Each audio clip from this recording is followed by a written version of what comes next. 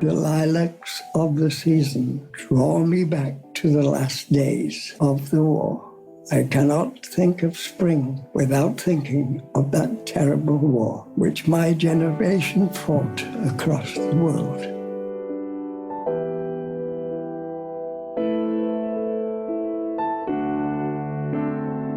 Way back when, at this time of year, I was stationed in newly liberated Holland, waiting to deploy to Germany. Even though Hitler had just committed suicide, we didn't know what to expect in Germany. Would they fight to the end, or would they surrender? My mates and me felt apprehension.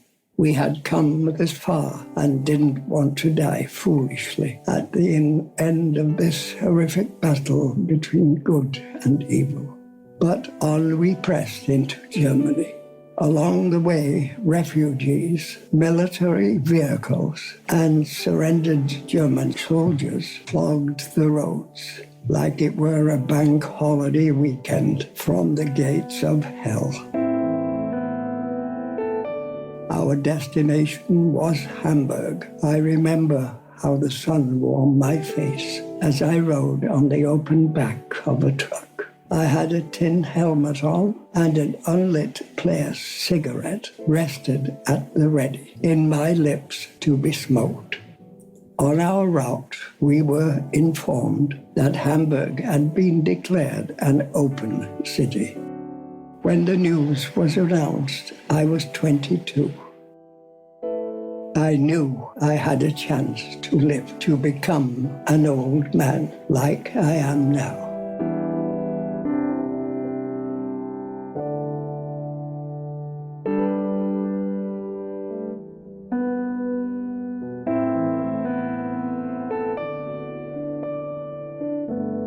All around me, I could smell the scents of spring.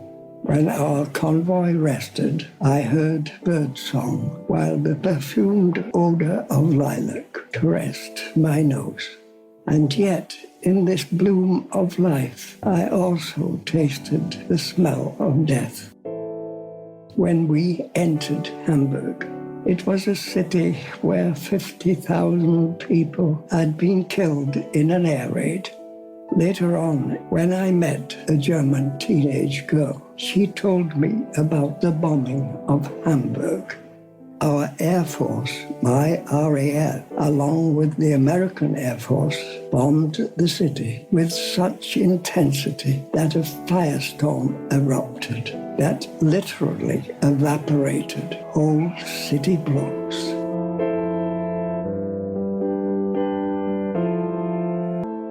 Although it killed tens of thousands of people, it barely caused a dent in German war production.